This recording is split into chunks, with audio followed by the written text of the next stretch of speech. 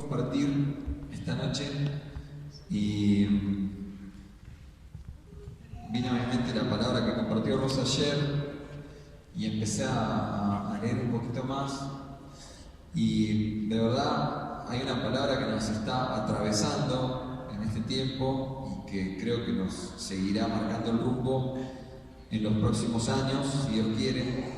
Algunos ya se han ido enterando de esto, otros se van a enterar muy pronto, pero la palabra generaciones es una palabra que estamos reflexionando mucho, sobre la que el Señor nos está hablando y que creo que va a ser la directriz de la iglesia en el próximo tiempo, ¿no? Entonces, estamos hablando mucho acerca de las generaciones. Esta palabra de construir legado tiene que ver con eso, con cómo Dios se manifiesta de los padres a los hijos y a los nietos, y efectivamente de eso se trata también las generaciones, ¿no? Dios es un Dios multigeneracional y la Biblia está llena de énfasis y de palabras en las cuales Dios refiere a las generaciones, ¿no? Hay, de verdad, mucho en la palabra acerca de las generaciones y cómo es algo central para Dios el legado de padres a hijos, a nietos, a bisnietos, ¿no?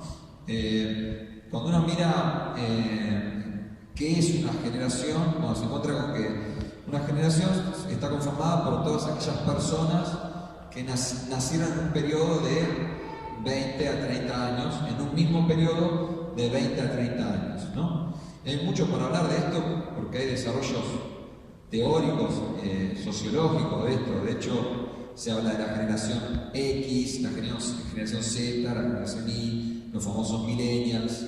Hay muchísimo para hablar. Pero para no extendernos demasiado hoy, que no hay mucho tiempo, las generaciones están conformadas por personas que nacieron en la misma época y por lo tanto tienen los mismos gustos, las mismas costumbres, los mismos usos, están atravesados por la misma cultura, por las mismas políticas, por las mismas vivencias. No es lo mismo alguien que nace hoy, donde estamos atravesados por todo esto que está sucediendo con los derechos de la mujer, etcétera, que alguien que nació, por ejemplo, en la generación de mi mamá. Y en el mismo contexto, una nena de esa época, con una nena de esta época, no recibe la misma influencia de la tecnología, de los medios, de la cultura, etcétera. Pero además no se viste de la misma manera, no escucha la misma música, no se relaciona con los demás de la misma manera, no había redes sociales, ahora sí, etc., ¿no? Entonces, es muy maravilloso ver en la Biblia que Dios se manifiesta a todas las generaciones. Dios se manifiesta a la generación de mi mamá, a la de mi abuela, a la de mi bisabuela y también a la de mi hija y también a la mía. Y a cada uno Dios le habla de acuerdo a su tiempo. Este chip de que las cosas eran mejores antes o para los chicos que son mejor ahora es un chip nuestro, porque cada uno está atravesado por lo que vivió, lo que sintió, cómo fue formado, cómo fue educado. Pero en realidad Dios no tiene ese chip. Para Dios todas las generaciones son importantes. Y entonces, volviendo a la palabra que compartió Rosa ayer habló de Nehemías, y es muy maravillosa esta parte de la historia del pueblo de Dios porque por una generación Israel es llevado esclavo nuevamente. Después de haber vuelto a Egipto, cruzado el Jordán, conquistado la tierra prometida, hay una generación después de Josué que se aparta del Señor, hace lo malo delante de los ojos del Señor, y el Señor los manda de vuelta esclavos 70 años a Babilonia. Es decir, el pecado de una generación desvía el propósito de Dios, ¿no? Y bueno, es muy rica la historia de la Biblia en esta parte de la historia del pueblo de Israel. Pero lo maravilloso, por eso vine acá, por Nehemías, es que cuando empiezo a leer hoy y a repasar lo que había compartido ayer, me encuentro con que Nehemías fue el último eslabón del regreso de Israel a la tierra prometida. Fue el último que volvió. En realidad, el pueblo de Israel volvió en 3 etapas. Primero volvió Zorobabel, después volvió Esdras y después volvió Nehemías.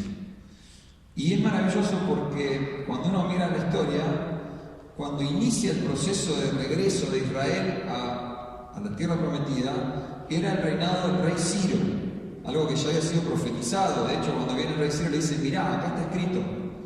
Y el rey Ciro es el que habilita al pueblo de Dios a volver. Y el primero que vuelve es Zorobabel en el año 538 a.C. y su misión fue reconstruir el templo. Zorobabel vuelve a reconstruir el templo. Muchos años después, ya cuando estaba, después del rey Ciro vino el rey Darío, ahora voy a contar algo más de eso, y después viene el rey Artajerjes. Después viene el rey Jerjes y después el rey Artajerjes. Y cuando recién está el rey Artajerjes, ahí es donde viene Esdras. Para todo esto era el 457 a.C., habían pasado ya 80 y pico años, casi 80 años. Y recién ahí vuelve Esdras. Es otra generación. Acabamos de decir que una generación son 30 años, como mucho, ¿no? Esdras, cuando vuelve con otra misión, y es la de restablecer la ley. Ya había sido restablecido el templo, y Esdras vuelve a establecer la ley. Y después de Esdras, después cuando viene Nehemías, es el 444 a.C., que también todavía estaba Artajerjes, pero son 13 años después, es otra generación más, y ahí Nehemías vuelve con la misión de reconstruir la muralla. Ahora, son 94 años entre que empezó a volver el pueblo y entre que terminó Nehemías empezando a reconstruir la muralla, como nos contaba ayer Rosa. 94 años son 3 generaciones. 3 generaciones de personas con un mismo propósito.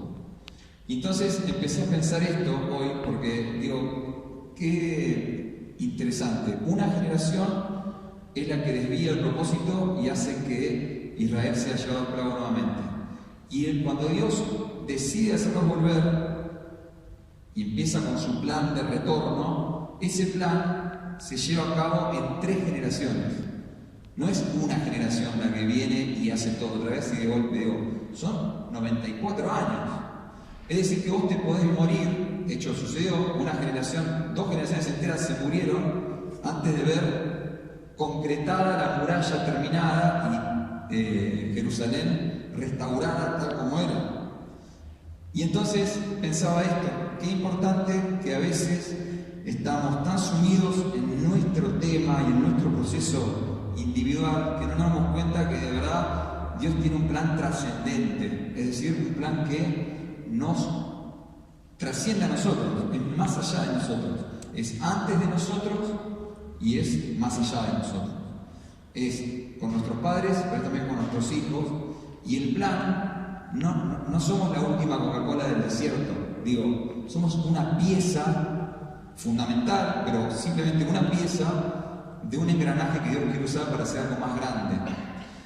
Cuando pensaba en las misiones que tuvo cada generación, digo, Zorobabel reconstruyó el templo, es decir, restableció la presencia de Dios. Lo primero que se restableció en el regreso a Jerusalén es volver a establecer el altar de adoración a Dios.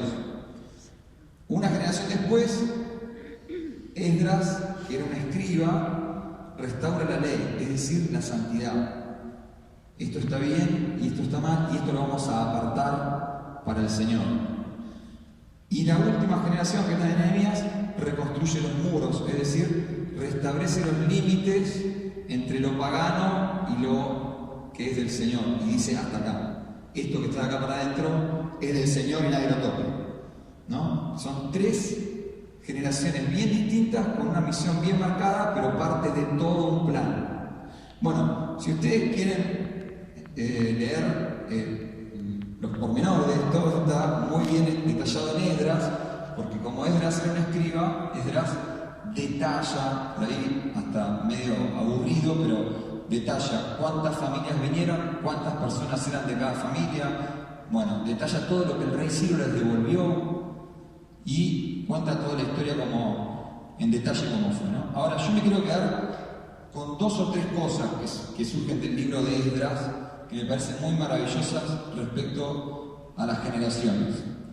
Primero, es que las generaciones surgen de una genealogía.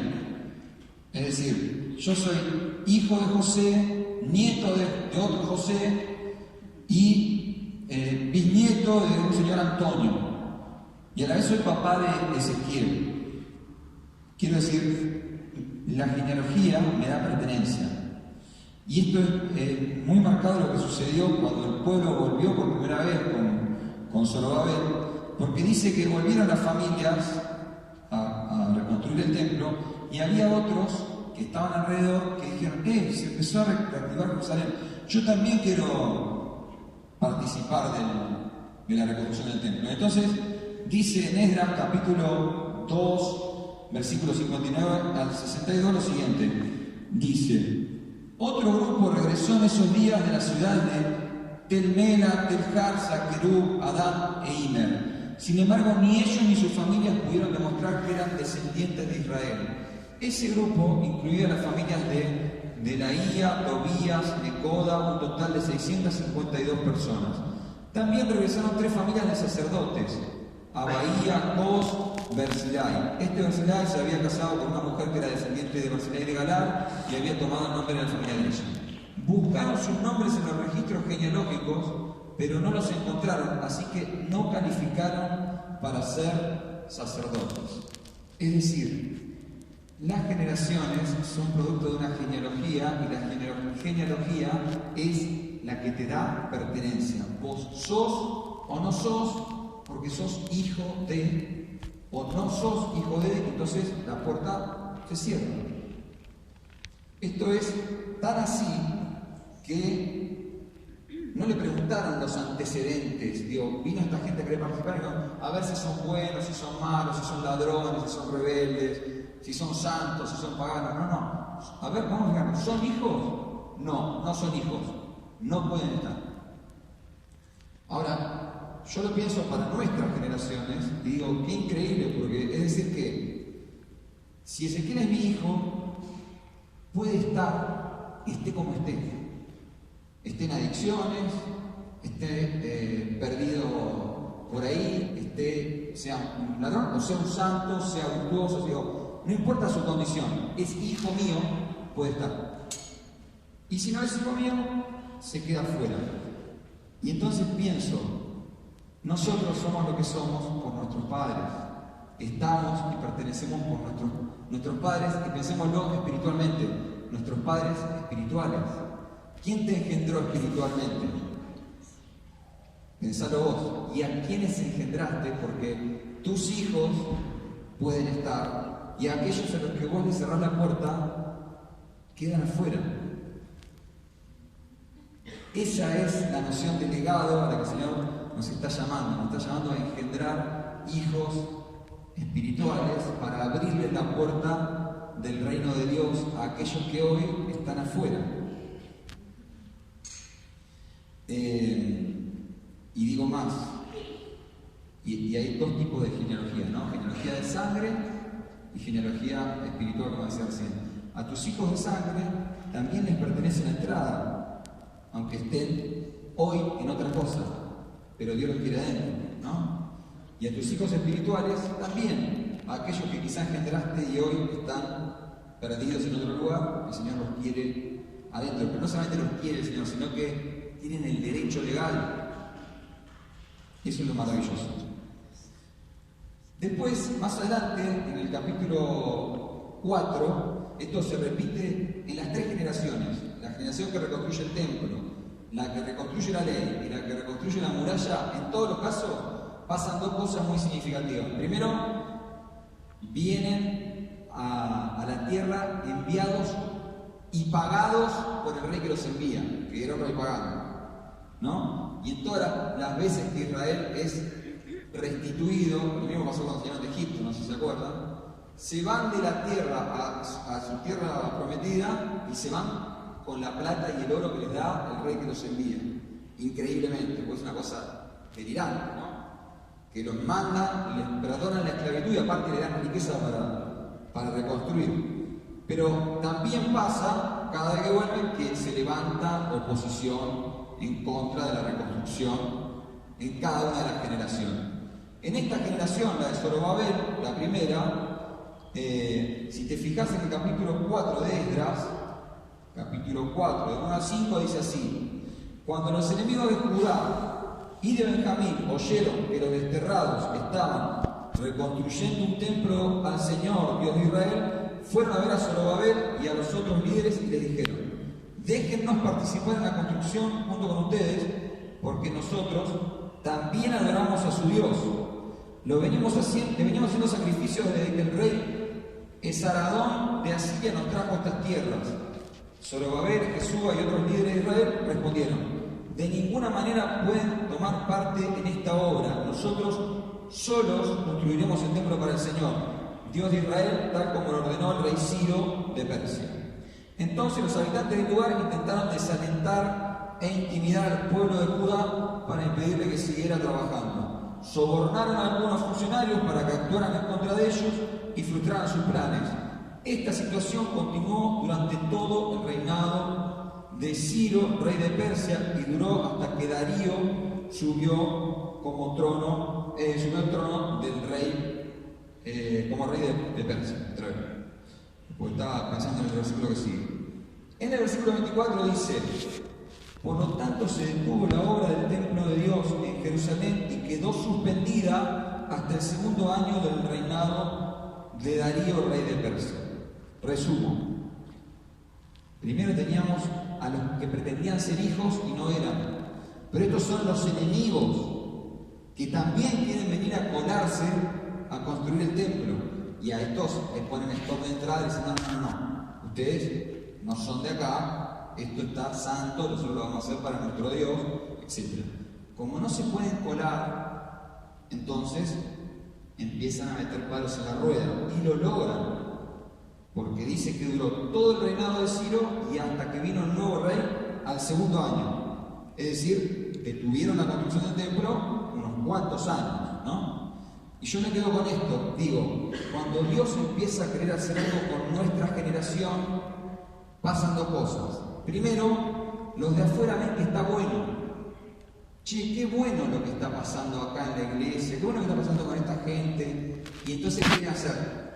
Cooptarte y absorberte y llevarte para su lado, ¿no? Ahora, cuando no logran eso, entonces empiezan a meter palos en la rueda e incluso parece que lo lograron.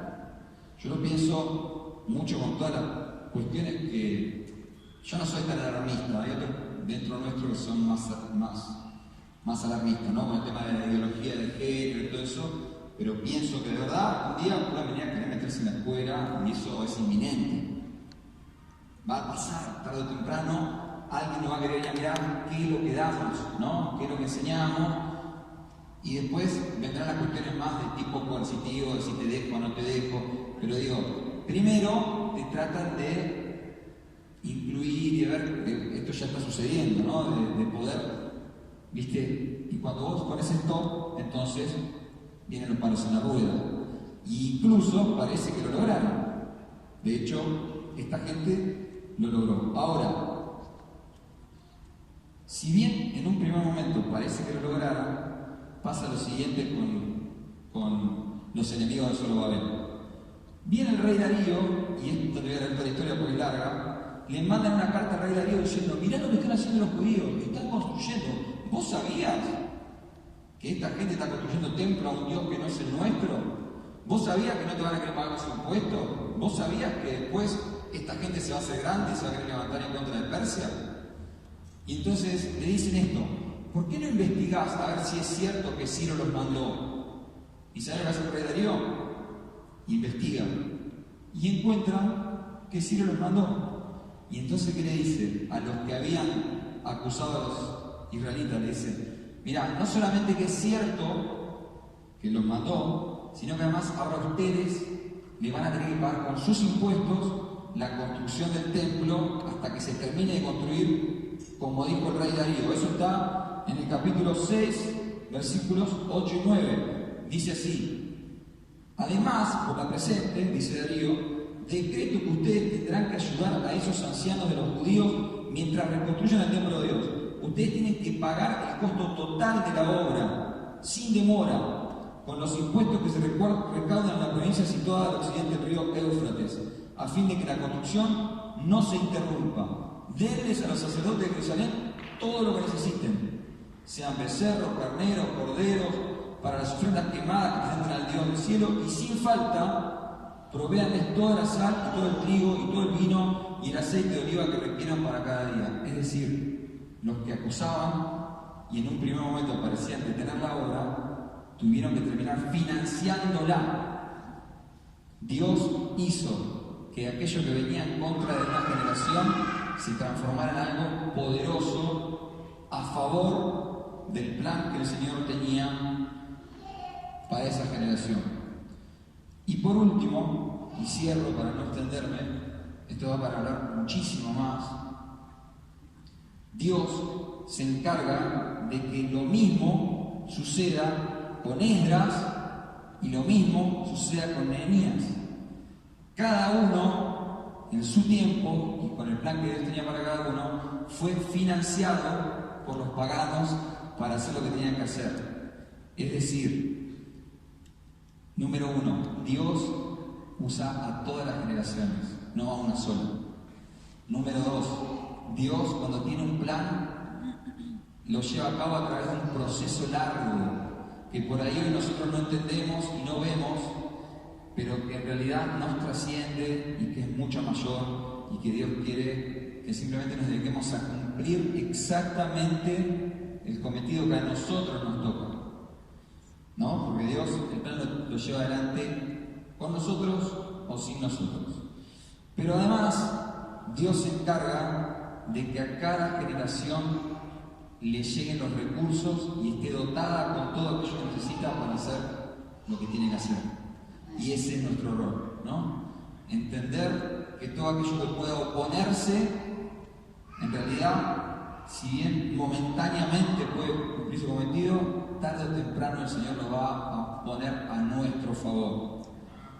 Y además, saber que todas aquellas personas que yo engendro como hijos van a ser incluidas adentro, y todas aquellas que yo cierro la puerta de mi heredad van a quedar absolutamente desterradas. Y esto parece fuerte, pero es verdad y es amén y es así, y por lo tanto nuestro llamado es engendrar hijos. Ese es el llamado que tenemos de ahora en adelante, y también el que hemos recibido, ¿no? Nosotros estamos hoy acá porque somos hijos. Todos somos hijos. Y en verdad, lo que debemos hacer es, ¿qué dice la Biblia? Honrar las generaciones que nos precedieron y velar por las generaciones que nos sucederán, ¿no? Así que cierro acá para no extender demasiado la reflexión. Sencillamente oro al Señor para que nos permita entender dónde estamos y cuál es nuestro rol en este momento, para lo que viene, y cuál es la misión que el Señor nos ha encomendado a cada uno. Cada uno de nosotros pertenece a una generación en particular, y cada uno de nosotros tiene algo muy valioso de Dios que es único, y es una misión que Dios nos dio a nosotros, a los de nuestra época. No tenemos ni que compararnos con la generación anterior ni con la que viene, sino sencillamente dedicarnos a cumplir exactamente lo que el Señor nos mandó a hacer a nosotros. Así que lo primero es pensar cuál es tu rol dentro de tu iglesia, dentro de tu familia, dentro de tu casa. ¿A qué te llamó el Señor específicamente a vos?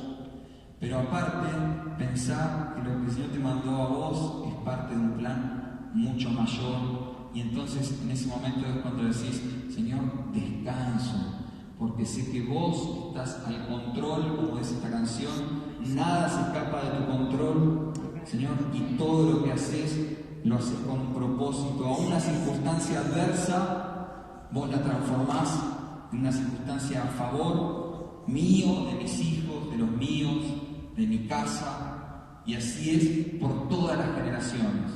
Señor, porque vos sos un Dios multigeneracional de nuestros padres, de nuestros hijos y de nuestros nietos, Señor, y nuestros también. Por eso te bendecimos, Señor, esta noche y oramos por las generaciones que están en esta casa. Señor, bendecilos, Señor, permitinos de verdad construir tu casa y dejar legado que perdure, Señor, que te edifique, que sea para extensión de tu reino en esta tierra amada, Señor.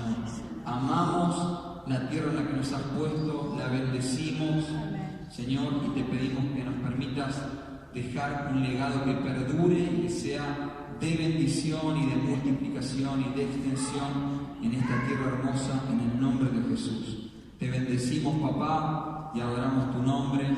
Amén, amén.